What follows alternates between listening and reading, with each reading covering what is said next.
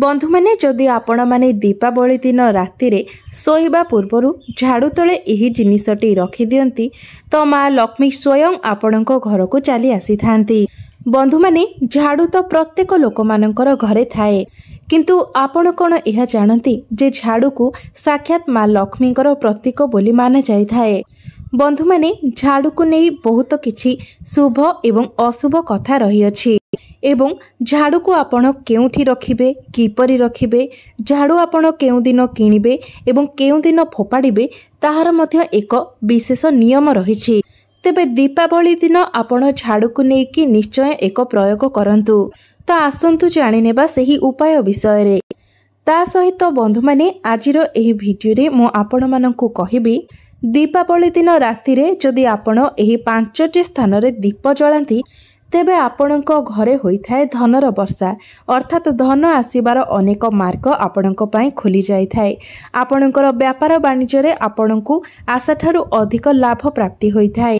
तेबे बंधु माने सेथिपाई आपण माने भिडियोटी को स्किप न करी शेष पर्यंत निश्चय देखंतु एवं आपण जदि माँ लक्ष्मी को भक्ति करुथांती तेबे भिडियोटी को लाइक करी चैनल टी को सब्सक्राइब करि दियंतु एवं कमेंट बॉक्स रे भक्ति एवं श्रद्धार सहित जय माँ लक्ष्मी निश्चय लिखंतु। बंधु माने झाड़ू आम घरर अलिया को आम घर बाहर करने सहित घरर समस्त नकारात्मकता को मध्य झाड़ू बाहर करि देइ थाए। तो बंधु माने झाड़ू सह जड़ित अनेक किछि प्रयोग रही अछि। तेबे बंधु माने सेही प्रयोग मानक मध्यरु गोटे खास प्रयोग आजिर एही भिडियो रे मो आपण माननकु कहिबाकु जाउछि, जहार प्रयोग द्वारा आपण आपणक जीवनर सबु समस्या को दूर करि पारिबे। एहा द्वारा आपणक गृहर कलह एवं आर्थिक समस्या मध्य दूर होई जिवो। बंधु माने जदि आपण दीपावली दिन झाड़ू किणंती तो यह बहुत शुभ होइथाए। दीपावली दिन आपण जदि झाड़ूर पूजा करती एवं शोइबा पूर्वर झाड़ू तले एही गोटे जिनिस रखी दियंती तो माँ लक्ष्मी कृपा सर्वदा आपणक घर उपरे रही थाए। तो दीपावली दिन सूर्यास्त परे आपण घरे झाड़ू लगांतु नाही। एमिति कि कोनोसी दिन भी आपण संध्या परे घरे झाड़ू लगाइबा उचित नुहे, कारण शास्त्र अनुसार जदि आपण एपरी करंती अर्थात संध्या समय किंबा संध्या परे जदि आपण घरे झाड़ू लगांती तो माँ लक्ष्मी आपण गृह को परित्याग करि देइ थांती। सूर्यास्त परे केवल झाड़ू ही नुहे आपण घरे पोछा लगाइबा मध्य अनुचित होइथाए। जदि अति जरूरी पड़ुछि तो आपण घरे केवल झाड़ू लगाई पारिबे, मात्र भूले भी केबे आपण राति समय घरे पोछा लगांतु नाही। एवं मने रखिबे आपण झाड़ू करि सारला परे अलिया केबे भी राति रे बाहरे फोपाड़िबे नाही। अलिया को आपण कोनोसी जागा रे रखि देथिबे जहाकू ता पर दिन सकाळे आपण बाहरे फोपाड़ी पारिबे। तेबे एही सबु कथार ध्यान आपणको विशेष भावरे धनतेरस एवं दीपावली दिन रखिबार अछि। धनतेरस एवं दीपावली दिन झाड़ू को आपण एपरी जागारे रखंतु जेपरी झाड़ू उपरे कोनोसी बाहर व्यक्तिंकर नजर न पड़िबो, कारण एपरी करिबा द्वारा आपणको अनेक लाभ मिली थाए। झाड़ू लगाइबा समय आपण अलिया को एठी सेठी पकांतु नाही। अलिया को सर्वदा आपण गोटे जागारे रखंतु। दीपावली दिन जदि आपण स्वप्न रे झाड़ू देखंती तो यह आपणको माँ लक्ष्मी आपणको गृह को आगमनर संकेत देइ थांती। आपणको अचानक धन प्राप्ति हेबार यह संकेत देइ थाए। बंधु माने जदि आपणको घरे पुराना झाड़ू रहिछि जहाँकि आपणको घर झाड़ू करबा पई आउ व्यवहार उपयोगी होई रही नाही तो आपणको घरे जहाँ भी सब भंगारुजा झाड़ू रहिछि जो झाड़ू की खराब हो जाइछि ताकू आपण घरु दीपावली पूर्वरु ही काढ़ी दियंतु एवं दीपावली दिन आपण नुआ झाड़ूर घरे प्रयोग करंतु। मने रखिबे झाड़ू को आपण व्यवहार करबा पूर्वरु आपण झाड़ू को यथाविधि पूजार्चना करबा उचित, तापरे सही झाड़ू को आपण व्यवहार करबा उचित। मने रखंतु जो झाड़ू बहुत खराब हो जाय थाए सेही झाड़ू रे जदि आपण घर सफा करंती तो यह द्वारा आपणको गृह रे नकारात्मकता बढ़ी थाए। तो सेही झाड़ू को जदि आपण घर बाहर कर देउछंती तो सेही झाड़ू सहित समस्त नकारात्मकता मध्य आपणको घर चली जाय थाए। कारण जदि आपण खराब झाड़ू झाड़ू करूछंती एवं सेथिरु सब टुकुड़ा पड़ी आपणको घरे पड़ुछि तो यह द्वारा आपणको आर्थिक समस्यार सम्मुखीन हेबाको पड़ी थाए। एहा सहित आहुरी अनेक समस्या मध्य आपणको गृह को आसी थाए। तेणु पुराना झाड़ू को आपण व्यवहार करबा ठीक होई न थाए। आपण जदि दीपावली दिन घर को नुआ झाड़ू आणती तो सही झाड़ू सहित आपणक घर को माँ लक्ष्मीकर मध्य आगमन होइथाए, जहा फଳରେ आपणक गृह रे धन धान्य एवं सुख समृद्धिर वृद्धि होइथाए। एवं झाड़ू को सर्वदा घरर एपरी जगार रखंतु जेउठारे कौनसी व्यक्तिंकर नजर न पड़िबो, कारण आपण जेमिति निजर धन को आलमारी रे साइतिकी रखंती, लुचाईकी रखंती, बाहर लोकंकर नजर आढ़ुआले रे रखंती, सेमिति झाड़ू को भी आपण बाहर लोकंकर नजर आढ़ुआले रे रखिबा उचित। कारण झाड़ू उपरे बाहर लोकंकर नजर पड़िबा द्वारा यह आपणकर धन हानि कराई थाए। बंधु माने खोला जगार आपणकर अगणारे किंबा छात उपरे झाड़ू कदापि भी रखिबा उचित नुहे। एहा द्वारा आपणक जीवन रे समस्या सब बढ़ी थाए। आपण जदि खोला आकाश तले झाड़ू रखंती तो आपणक जीवन रे कष्ट बढ़ी थाए। तेबे बंधु माने आपण घरे मध्य जेउठारे झाड़ू रखुचंती तो झाड़ू को आपण सठिक दिग एवं सठिक स्थान रे रखिबा उचित। तो झाड़ू रखिबा पई सर्वोत्तम दिग हेउछि उत्तर पश्चिम दिग। बंधु माने दीपावली दिन सोइबा पूर्वरु जदि आपण झाड़ू तले गोटे रूपा कॉइन रखंती तो आपणक जीवन रे किपरि चमत्कार हेबो ताहा आपण निजे लक्ष्य करि परिबे। जदि चांदीर कॉइन आपणक पाखरे नाही तो आपण गोटे 1 टंकिया कॉइन मध्य झाड़ू तले रखि परिबे। बंधु माने झाड़ू रे नकारात्मक शक्ति गुड़िक रही थाए एवं एही टंका से नकारात्मक को निज भीतर को टाणी नहीं थाए। तापर दिन आपण सेही टंका को कोनोसी जल रे प्रवाहित करि दियंतु किंबा कोनोसी गच्छ मूल रे माटी रे पोथि दियंतु।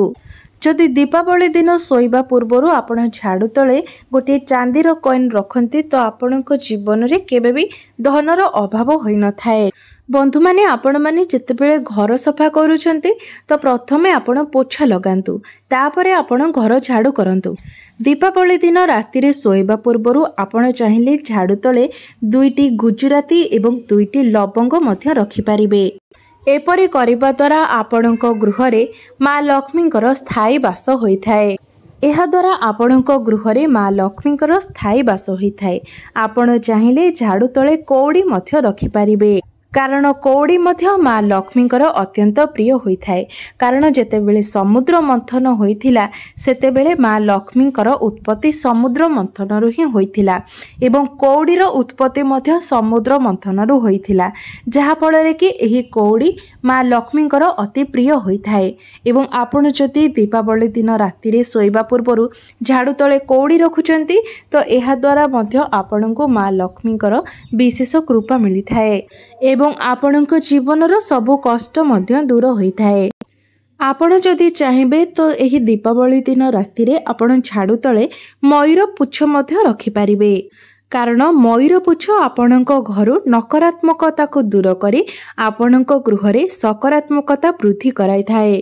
तो बंधु माने एबे आसंतु जानिबा सेही 5 गोटी मुख्य जागा विषय जो 5टी जगार जदि आपण दीपावली दिन दीप रखिकी जालती तो आपणक गृह उपरे माँ लक्ष्मीकर आशीर्वाद रही थाए। आपणक गृह रे माँ लक्ष्मीकर स्थायी निवास होइथाए। बंधु माने दीपावली दिन आमे दीप जलाइबा सहित आमर सबु घर को आलोकित मध्य करिथाउ, एपरिकी घर बाहर को मध्य आमे आलोकित करिथाउ। मात्र दीपावली दिन आपण अस्वस्थ गच्छ मूल रे गोटे दीप निश्चित भावरे जालंतु। माना जाए जे अस्वस्थ गच्छरे 33 कोटी देवादेवींकर वास होइथाए। तेणु आपण जदि दीपावली दिन अस्वस्थ गच्छ मूल रे गोटे दीप नेकी जालंती तो आपणकू 33 कोटी देवादेवींकर आशीर्वाद मिलिथाए। विशेष करी माँ लक्ष्मीकर कृपा आपणकू प्राप्ति होइथाए। दीपावली दिन आपण आपणक गृह को माँ लक्ष्मीकर स्वागत पाई निजर मुख्य द्वार पाखरे 2 कबाट पाखरे 2टी दीप अवश्य जलांतु। अर्थात आपण निजर मुख्य फाटकर डाहाण पटे एवं बाम पटे 2 पटे 2टी दीप जलांतु। माँ लक्ष्मीकर आपणक घर को स्वागत पाई एहाठारो बड़ उपाय आउ किछि नाही। बंधु माने जोठारे अंधार रही थाए सेठाको माँ लक्ष्मी केबे भी प्रवेश करि नथांती। सेथिपाई आपण दीपावली दिन केबे भी निज गृह को अंधार करिके रखंतु नाही। एहा सहित आपण निज घरर अगणारे मध्य दीप जलाइबाकू भूलंतु नाही। मने रखंतु दीपावली दिन संध्या हेबा मात्रे ही आपण दीप जलाइबा आरंभ करिदेबा उचित। तृतीय स्थानटी हेउछि दीपावली दिन आपण निज घरे तो पूजा करिवे, मात्र जदि एही दिन आपणको घर बाहर कोनोसी मंदिर अछि तो सही मंदिर को मध्य आपण दीपरे सजाइबा उचित। एहा द्वारा मध्य आपण ईश्वरंकर सेवा करिवार सुजोग पाइबे। माना जाए जे समस्त पूजार अन्य विधि विधान रहिछि एवं दीपावली दिन एही विधान को मुख्य बोली माना जाइथाए। एहा द्वारा मध्य सदा सर्वदा पाई आपणको गृहरे माँ लक्ष्मीकर कृपा दृष्टि बनी रहिथाए। दीपावली दिन आपण राति सारा माँ वृंदावती निकटरे मध्य दीप जलाई रखिबा उचित। एहा द्वारा माँ तुलसी आपणकर समस्त मनस्कामना को पूर्ण करिथांती। दीपावली दिन आपण शिव मंदिर रे शिवलिंग निकटरे मध्य दीप जालिबा उचित। एहा द्वारा आपणकर समस्त मनस्कामना पूर्ण होइथाए एवं आपणक मनर सबु इच्छा मध्य पूर्ण होइथाए। आपणक घरे केबे भी धनर अभाव होई न थाए। तो बंधु माने दीपावली दिन आपण निश्चित रूप से अन्य जगह गुड़िकरे दीप जालिबा सहित एही 5टी मुख्य जगार दीप जालिबा को भूलिबे नाही, कारण एहा द्वारा आपणकर ही फायदा हेबो। आपणको माँ लक्ष्मीकर विशेष कृपा प्राप्ति हेबो। तो बंधु माने आपण माने दीपावली दिन दीप लगाई समस्त स्थान गुड़ी को आलोकित करबा उचित एवं बाणर प्रयोग खूब कम करबा उचित, कारण बाणर प्रयोग करबा द्वारा आमर परिवेश अपरिष्कार होइथाए, परिवेश दूषित होइथाए। मात्र दीप जालिबा द्वारा परिवेश उपरे एहार कौनसी भी खराब प्रभाव पड़ी न थाए एवं एहा द्वारा आमे ईश्वर को प्रसन्न मध्य करि पारि थाउ। तो बंधु माने मोर एही भिडियोटी जदि आपण मानकु भल लागि थाए तेबे भिडियोटी को लाइक करी चैनलटी को सब्सक्राइब करि देबे एवं कमेंट बॉक्स रे भक्ति एवं श्रद्धार सहित जय माँ लक्ष्मी निश्चय लिखिबे।